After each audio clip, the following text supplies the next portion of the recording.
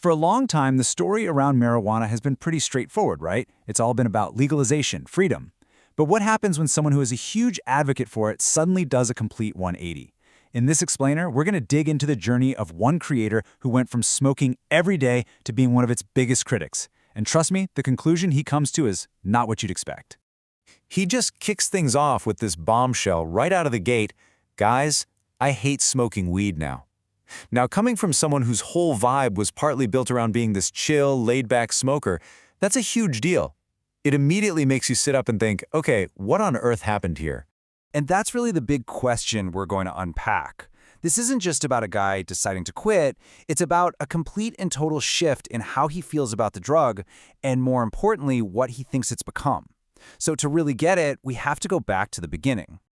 So first, he takes us back to his very first experiences with cannabis. He actually calls this time the good old days, which is super important for setting the stage. You have to see where he started to understand how much things changed.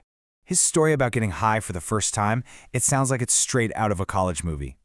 He's in class, an older student rolls him and a friend a spliff, and he gets absolutely blasted. He talks about getting on a train totally fried, his eyes all red, and then somehow stumbling into his business class, where a classmate just looked at him and knew immediately. And here's the key part. Back then, it was all good. He says it was just pure fun. There was no paranoia, no anxiety, none of that. Food tasted amazing, music was better, he was more social, just good vibes. You really need to remember this feeling because it's the before picture, and the after is, well, it's pretty jarring. But then, things changed. And not just a little bit. This next part is where that positive image just gets completely shattered and a much, much darker reality sets in.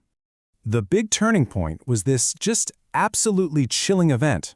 A close friend of his took some edibles and had a really severe psychotic episode. And in his own words, his friend tried to kill me. He says the whole thing was deeply traumatizing, and you can tell it was the first huge crack in that positive view he had of weed. And as you can see here, it wasn't just a one-time thing. After that incident with the edibles, the same friend had another episode just from smoking regular weed. And then it started happening to him. His own highs weren't fun anymore. They were just filled with intense paranoia. He tried switching things up, moving from flower to hash, but it didn't help. It all came to a head one day when he was smoking a joint and just threw it out.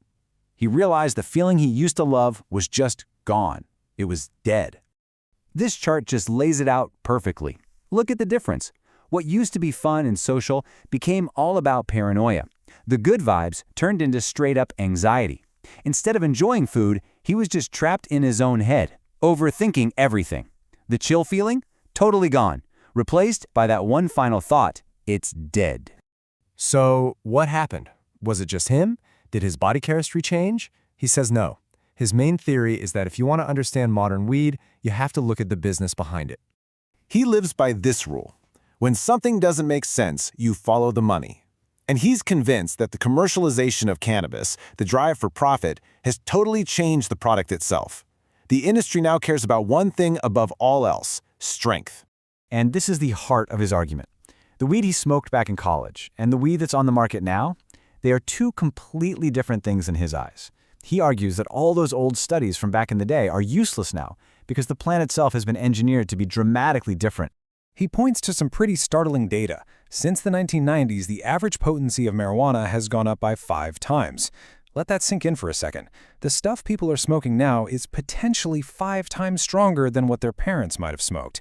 It's just not the same drug anymore. This chart makes it crystal clear. If you look at samples of cannabis, the average THC content, that's the stuff that actually gets you high, went from about 4% in 1995 to 12% by 2014. And you can bet that number has only gone up since then. So what's the result of all this super potent weed? Well, he argues it's leading to a documented increase in conditions like cannabis use disorder. And suddenly, those side effects he and his friend went through, the anxiety, the paranoia, even psychosis, are being clinically connected to the exact kind of high THC weed that's everywhere now. Okay, so beyond the serious mental health risks, his argument gets bigger. He starts talking about what regular use does to your life, to your ambition. He calls it the stagnation trap. And yeah, he doesn't hold back at all. He calls out the whole wake and bake culture, saying it's pretty much the worst thing you can do for your productivity. He literally sees it as just deciding to throw your entire day in the trash. So what exactly is this stagnation argument? He believes weed makes you okay with just talking about your big plans instead of actually doing them. You get stuck. You stop making real progress in life. And he thinks it holds you back from being the person you could be. He's especially talking to people who are past their university days, who are supposed to be out there building a career, building a life. And then he asks this really powerful question, not just of himself, but of anyone who might be in the same boat. If getting high isn't fun anymore, and it's just a habit, what are you really doing it for? His guess is that it's a way to escape or numb out difficult feelings, but he argues that real growth only happens when you face that stuff head on. All right, so after hearing all of that, the paranoia, the scary psychosis stories, the stagnation, you'd naturally think his final message would be to ban weed entirely, right? Well, this is where his argument takes a really surprising twist. This is honestly what makes his whole viewpoint so compelling. Even with all his awful personal experiences, even with all his warnings about how dangerous the modern stuff is, he doesn't think prohibition is the answer. His solution is actually the complete opposite. So here it is, the big twist.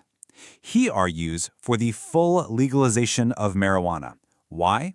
Because he believes it's become so dangerous. In an illegal, unregulated market, you have no idea what you're smoking. Is it 10% THC? 30%? Is it laced with something? He thinks this dodgy weed is what's causing all these problems. So for him, legalization isn't about celebrating weed, it's about safety. It's about being able to regulate it and control the quality. And that's the big, provocative question his whole journey leaves us with. It's a total paradox, right? If a substance is more dangerous and unpredictable than ever before, is the answer not to ban it, but to bring it into the light where we can actually control it? It's a super complex dilemma, and it's right at the heart of the whole cannabis debate today.